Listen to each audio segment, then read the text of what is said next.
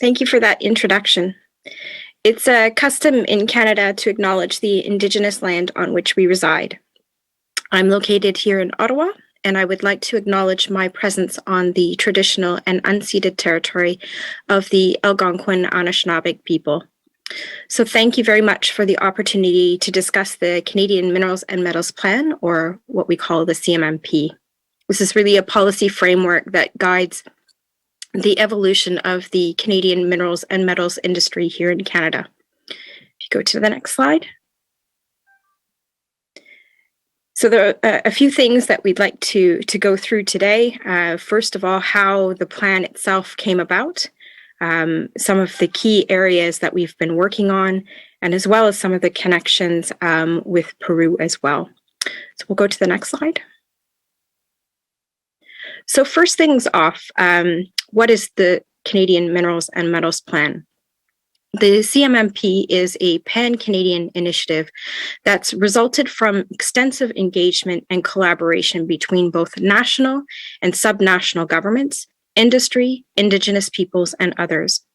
It's an initiative that's been seeing global attention and is being recognized by Canadian governments, industry, and our chambers of commerce as well as a lever to advance economic recovery post-pandemic and also to pursue the country's main priorities. Go to the next slide. But first of all, I'd like to get into why it was that we felt in Canada that we needed a plan. The idea for the plan took root in 2017 when an examination of the Canadian minerals and metals sector performance indicators raised some concerns in a few critical areas. Canada's share of global exploration spending had dropped, as did the number of mining projects and total investment in Canada. Industry had been estimating a shortage of up to 135,000 workers over the next decade, with a premium on the technical and science-related jobs required for the smart mines of the future.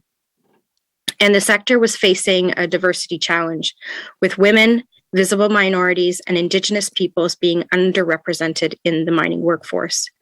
Canada needed a holistic strategic initiative to bolster competitiveness and to address structural gaps so as to realize the country's full mineral potential. And equally important was the need to improve the innovation system. So building the workforce of the future, abiding by the strictest environmental, social, and governance attributes, seeking greater Indigenous perspectives and participation in the sector, and also securing Canada's position in global supply chains. Go to the next slide. So I'll talk a little bit about how this was achieved. In 2017, Natural Resources Canada tested the waters with our partners and stakeholders, and all agreed that Canada needed a plan to address the issues that were holding the country back from achieving its full potential as a global mining powerhouse. So armed with this support, Canada's mines ministers, so this is the federal mines minister and his colleague mines ministers from each of the provinces and territories, agreed to develop a forward-looking strategy. And this ultimately became the Canadian Minerals and Metals Plan. It was clear from the beginning that to be successful, this plan really needed to take into account the views of all of those that were interested in mining, from the industry itself to Indigenous groups to environmental non-government organizations as well. And to do this, we really needed to engage with these parties at a scale that we'd never really done before in Canadian mining history. So to start, we did establish a secretariat within Natural Resources Canada to lead the development and implementation, and to work in close collaboration with partners and with provinces and territories and industry.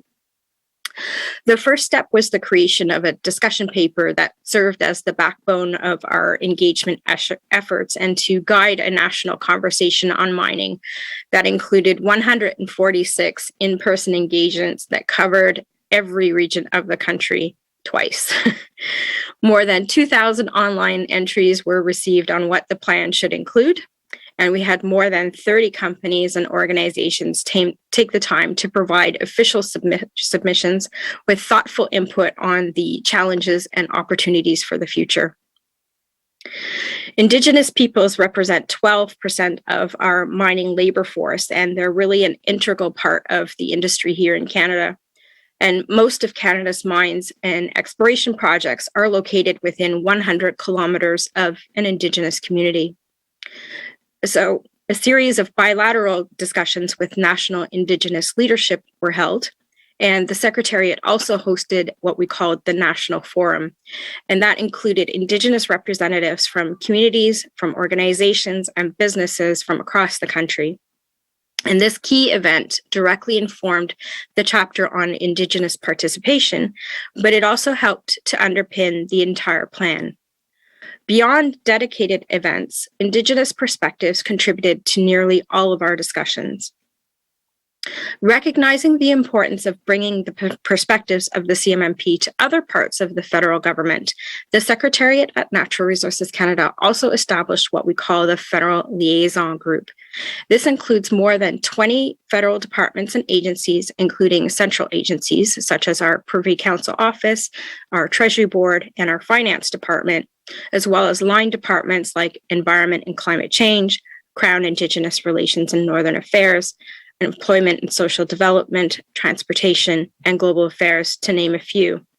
And the reason we did this was it was really important to be able to raise the awareness on the challenges and kind of partner with those departments as well on progress, being able to establish linkages between our work in natural resources with those of the other federal organizations. So having that collaborative support.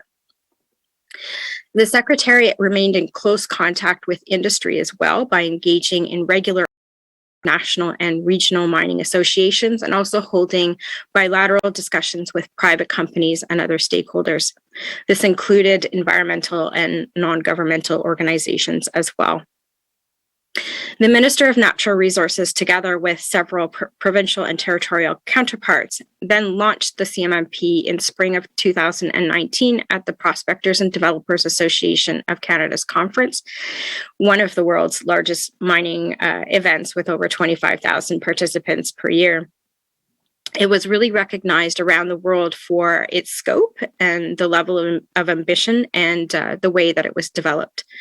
The Secretariat has since met with a lot of other countries. We've met with Australia, France, Mexico, Chile, Egypt, Israel, Mongolia, and others to discuss the plan, its approach, and the quality of our products and online presence.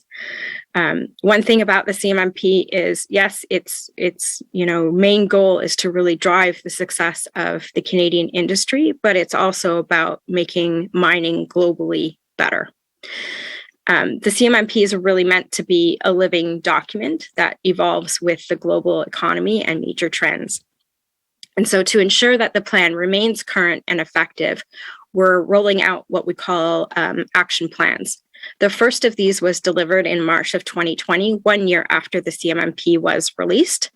And it was developed in collaboration with provinces and territories. And it includes 6 pan-Canadian initiatives, one under each of our 6 strategic directions. Of course, almost immediately after Action Plan 2020 went live at PDAC, COVID-19 landed with an enormous impact on communities and industry. So to articulate the pandemic's effect, the mining sector's response, and also to describe the progress on pan-Canadian initiatives, we did release an update in October of 2020, following the annual conference of Canada's Energy and Mines Ministers. Go to the next slide. So the plan itself is really meant to be a touchstone policy document that catalyzes government and stakeholder actions to support a competitive, world-leading industry. And it includes specific goals and objectives. The vision is quite ambitious. It's that Canada is the leading mining nation. And it's organized around 6 strategic directions that were informed by that engagement and all of the research that we put behind it. The first of which is economic development and competitiveness. This is aimed at attracting investment to support access to world public geoscience and to ensure stable regulatory environments. Advancing participation of Indigenous peoples, to recognize and affirm Aboriginal and treaty rights, building capacity and supporting the realization of long-lasting benefits for Indigenous communities, the environment where we aim to develop tomorrow's low-footprint mines, managing the legacy of past activities, and ultimately strengthening public trust.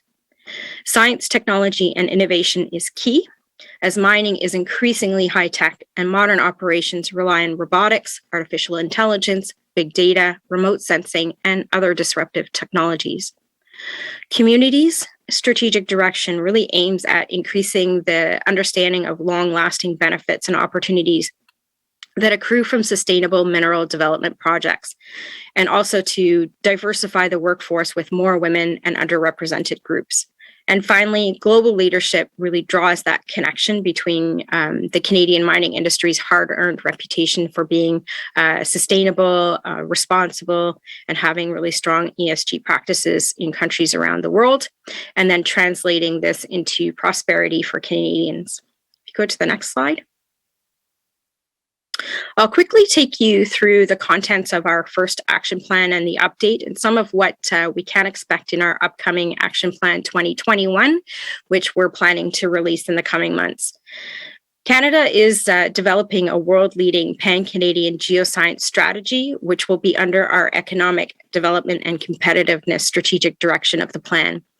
This strategy underlines the importance of geoscience data to natural resource sectors and also to meeting other societal needs, such as supporting Canada's economic recovery, understanding climate change impacts and adaptation, land use planning, sustainable resource management, and monitoring and researching natural hazards. The work is also underway to develop a critical mineral strategy and to develop, that's really geared at developing all Canadian critical minerals and battery value chains to position Canada in the shift to the low carbon economy. So we see this one as really being a flagship initiative in Action Plan 2021.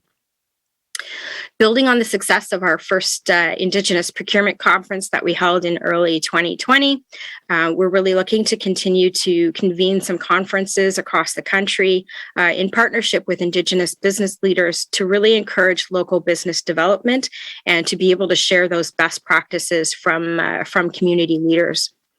Additionally, we have been working on a checklist for industry, and that's being developed to increase opportunities for Indigenous procurement and help companies shorten their supply chains. Efforts such as these are really key in raising the social acceptability of mining activities in Indigenous and remote communities by creating those long-lasting opportunities for benefit sharing among community members. Under the Environment Strategic Direction, ministers had asked us for a refreshed mandate for the National Orphan and Abandoned Mines Initiative, and that's really trying to get at looking at taking into account the imperative of climate change, how we can discuss improving assurances at new mines, how do we address the legacy of old mines, and also looking at how we can enable the adoption of innovative new technologies and processes. This action plan also builds on the success of the Mining Value from Waste project that's being led here at Natural Resources Canada. And that includes developing tools and technologies to repurpose or reuse tailings and waste products that are generated throughout mining. And this can reduce environmental impacts and liability from mine waste and also generate additional economic value. So the action plan considers the regulatory barriers and how to implement more projects to recover valuable waste from tailings and reduce liabilities at mine sites. Under Science, Technology, and Innovation Strategic Direction, the CMMP is working to launch a series of innovation prize challenges that address the challenges we face in modern mining. So looking at the incorporation potentially of Indigenous knowledge, how can we look at fresh water reduction, and also thinking around the processing and storage of mine waste tailings, and then possibly connecting that as well to mining value from waste. So Action Plan 2020 also introduced an initiative to improve mineral literacy by developing a single window and resource center on Canada's mining sector. This site, which can be found on our website, minescanada.ca, is really meant to shine a light on the integral role that mining plays in modern life and really aims to attract the highly skilled and diverse individuals who will make up the mining workforce of the future. Another project that we'll also be working on is what we call the Canadians of Mining campaign. And this is really designed to present portraits and testimonies of individuals from across the country who are working directly or indirectly with the sector, and really showcasing how modern and attractive this industry is to work in, and what it really means to Canadians from both an economic and social perspective. Representing nearly $178 billion in assets and with operations in nearly 100 countries, Canada competes with other economies to attract investment and develop sustainable and responsible projects. To communicate Canada's competitive advantages and to attract investment to Canadian projects domestically and abroad, we're also working on the development of a Canada brand for mining, and this is really aimed at positioning the country as a global mining leader.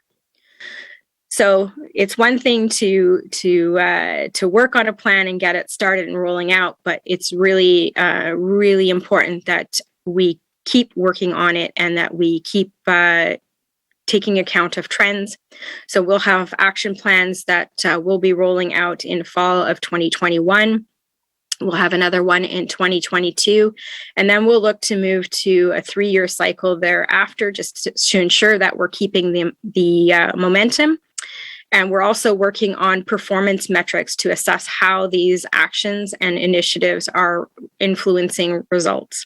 So this work is really essential to understanding the aspects of the plan that are working versus aspects that may need further refinement, and how to adapt to address new challenges and to position the sector to capitalize on longer term opportunities. Go to the next slide. So I did mention earlier that the plan is designed to be able to respond to developments as they arise. And really, the pandemic is a case in point. Industry and mines ministers from provinces and territories agreed recently that the CMMP is the best vehicle for developing solutions to challenges posed by the pandemic. And they came to us with ideas that we could work on together. With its evergreen nature, we really believe that the plan will be able to identify priorities and actions that can support the future priorities of Canadian governments. And finally, the track record of collaboration and transparency with respect to the plan has really helped us to build trust with our stakeholders.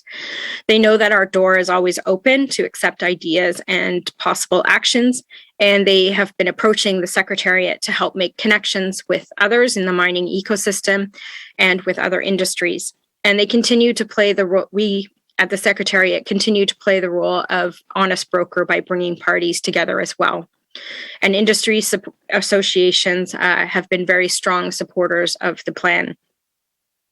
Of course, challenges do remain, but the leadership of the Secretariat really helps to ensure that we continue to examine ways of making progress and really driving closer to that aspirational vision.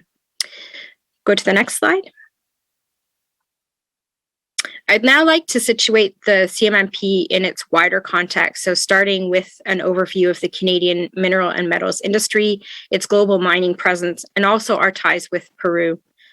Canada is a mining giant. We produce over 60 minerals and metals with world-leading social, environmental, and governance credentials and clean mining practices. Canada is also an important source of companies, investment, and expertise needed to develop and extract mineral resources around the globe. Minerals and metals play an important role in our Canadian economy. They account for 5% of our gross domestic product and 19% of our exports. The sector employs over 700,000 Canadians, including over 16,000 members of Indigenous communities in rural, remote, and northern communities, as well as urban centers like Vancouver, Toronto, and Montreal. The sector is a major user of rail and marine shipping infrastructure to supply the global economy with the commodities it needs for growth and transformation. And Canada is positioned first globally in mining exploration and investments and has the largest mining stock market in the world in the Toronto Stock Exchange and the Toronto Stock Venture Exchange. The latter is home to almost half of the publicly traded exploration companies in the world. A four-pillar industry structure here in Canada is what supports our domestic and international activities. On the production side, we have what we call the senior mining companies. These are the mine operators that provide numerous jobs and business opportunities. They spur innovation, and they also support important value chains. In Canada, senior companies operate 200 mines, and they produce $50 billion worth of minerals and metals. On the exploration side, we have what we call our junior mining companies. These are the companies that discover mineral deposits, they develop projects, and they replenish the pipeline of future mines. They also account for 49% of the exploration expenditures and 71% of our active projects. Canada's junior mining sector is also the largest in the world. Mining and supply and services companies also support both senior and junior mining companies, and many of these firms are also active in R&D, leading to globally adopted innovation. And we have expert financial, legal, and accounting firms, and of course, the financing hub composed of the TSX and TSX Venture Exchange, which I mentioned earlier, that provide services such as regulatory reporting, investor disclosure, auditing, mergers and acquisitions, and project financing. Go to the next slide. And when we look at abroad, Canada has a significant presence in the mining sector. In 2019, Canadian junior and senior companies had operations in 96 countries, with mining assets worth over $86 billion in Canada and $178 billion abroad. And of course, Latin America is where Canadian companies have the largest amount of assets globally. Go to the next slide. So I just wanted to build in some connections between Canada and Peru. Peru, of course, is a mining powerhouse in its own right.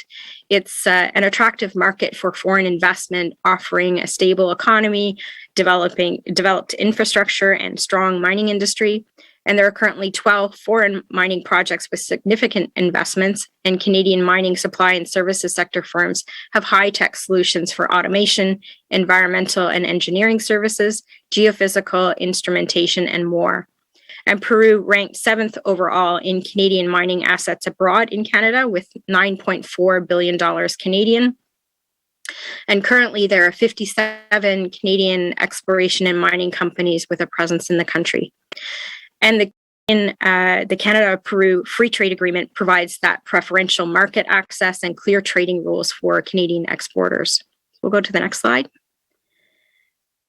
So many fiscal policy and regulatory levers come into play to support the industry.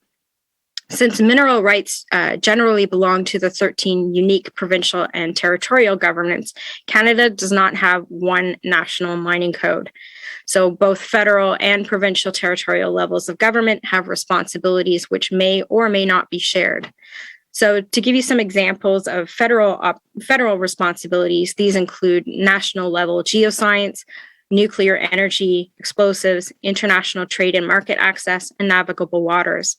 Examples of provincial and territorial responsibilities include things like resource exploration and development regulations, the licensing and permitting of mining operations, and land use decisions. And finally, examples of shared responsibilities include things like environmental protection, taxation, health and safety, land access, and Indigenous affairs. Go to the next slide. So I do want to close off today by emphasizing that the CMMP was not just designed with economic success of the mining industry in mind. Mining has social impacts as well as economic ones, and these social impacts must be considered to develop inclusive policies that support the well-being of all Canadians. So Canada must continue to identify barriers to participation to ensure that our mining workforce is inclusive of Indigenous peoples and Indigenous women in particular. This means seeing future mines potentially being owned and operated by Indigenous peoples. Canadian governments and industry are also working very closely with Indigenous communities and doing so in a culturally aware manner to incorporate Indigenous perspectives about the land, which is helping us to lead to improved regulatory certainty, safety, and environmental outcomes. The industry holds great potential to improve relationships between Indigenous and non-Indigenous peoples through benefit sharing, own source revenues, and the incorporation of local knowledge into mineral development.